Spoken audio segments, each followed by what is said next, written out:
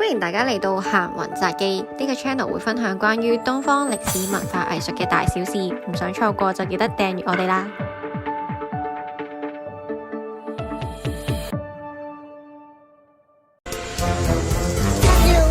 燒賣娛樂包，主持黑狗靚球。去飲茶一盅兩件，當然唔少得會嗌返籠燒賣啦。又或者行過街邊，又會吉幾粒魚肉燒賣止下口痕。呢個係好多香港人嘅日常。有段時間我都好中意食燒賣當做早餐。香港人中意燒賣，中意到 Facebook 有個香港燒賣關注組，仲要出埋本書圖解香港燒賣添。燒賣可以話係點心嘅代表。咁燒賣究竟係點嚟嘅呢？又點解叫做燒賣呢？想知嘅話就繼續睇落去啦。關於燒賣嘅起源，有一個講法係由蒙古呼克族傳入嚟嘅。燒賣一詞嚟自蒙古語，而蒙古人包嘅燒賣係羊肉餡嘅。而後嚟傳入中國，因為唔同嘅方言有唔同嘅音譯同寫法，例如係燒賣、稍麥、燒麥、稍味、燒梅等等，又再為佢嘅名稱賦予更多嘅意思。而關於燒賣最早嘅記載喺元朝，喺朴通寺裏面就出現稍麥一詞。朴通寺係元末明初朝鮮人學漢語嘅教科書，當中飯店嘅店小二介紹有咩賣嘅時候就提到素餡稍麥。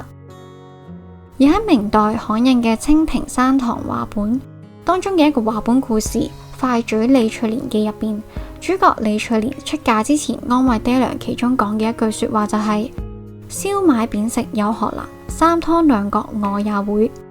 清平山堂話本係明代鴻篇集刊咗宋元明三代嘅小說話本作品，係現存刊印最早嘅話本小說集。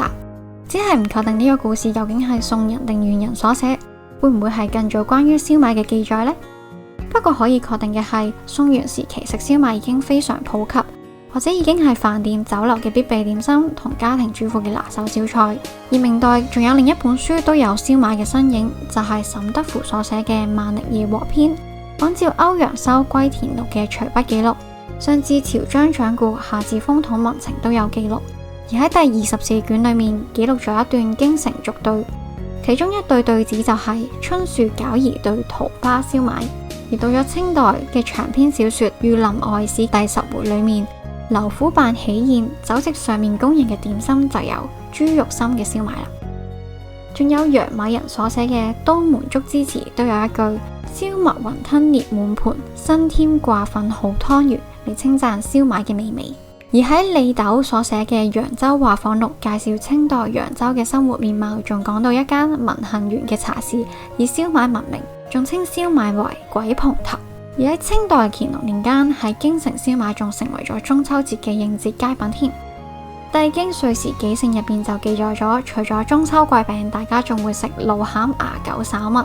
至於燒賣嘅做法都有文獻記錄到，例如係清末薛寶臣所寫嘅《素食說略》第4卷裏面就有寫到陝西素燒賣嘅做法，以三面列餅置豆粉上，以碗推其邊試薄，實以發菜蔬筍撮合蒸之，若燒味。除咗素燒賣，又點少得豬肉燒賣呢？清代徐柯所寫嘅《清稗類鈔》都有詳細嘅做法，材料仲好豐富添。除咗豬肉，仲有蝦、蟹、筍同菇做餡。以上只係一小部分關於燒賣嘅古籍資料，要講到燒賣嘅種類，真係講極都講唔完。淨係清代同樂所寫嘅《調鼎集》入邊就已經記錄咗5種燒賣。各地唔同嘅飲食文化又會有唔同嘅食材同味道，有甜有鹹。而喺海外，例如日本，受到香港移民同港式飲食嘅文化，亦都普遍為西方人所熟悉嘅，都係以廣式燒賣為主。跟住落嚟，我哋一齊睇下各地唔同嘅燒賣啦。嚟自蒙古嘅有羊肉蔥餡燒賣，而喺揚州就有以青菜為餡、顏色碧綠嘅翡翠燒賣，同千層油糕並稱為揚州嘅點心相住。而喺安徽就有荷葉模糊燒賣，睇落有啲似我哋嘅珍珠雞。而喺大同有百花燒賣，慈禧太后試過都大讚，每一粒燒賣都包上唔同嘅餡料，有雞、鴨、魚、牛、羊等等，再製成唔同嘅花型，可能係最靚嘅燒賣。而湖南長沙就有菊花燒賣，不過同花就冇咩關係嘅，係以糯米豬肉餡為主，再用鹹蛋黃作點綴，睇落就好似盛放嘅菊花，先至有咁雅致嘅名稱。而上海燒賣都係以糯米為主，再加入肉碎同香菇調味。最後當然唔少得港式嘅鵪鶉蛋燒賣啦，而家酒樓越嚟越少見啦。而想食燒賣嘅我，一於試下自己整。你食過最好食嘅燒賣喺邊度呢？我就話自己有份出嚟整嘅係最好味嘅。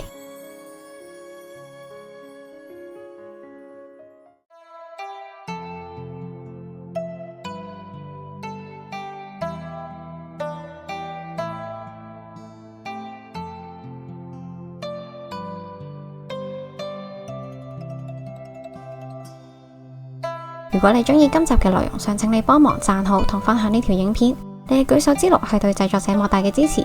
有任何內容嘅補充都歡迎留言同大家分享。如果你對東方藝術文化歷史嘅內容有興趣，就記得訂閱我哋呢個 channel。多謝你嘅支持，我哋下條片再見。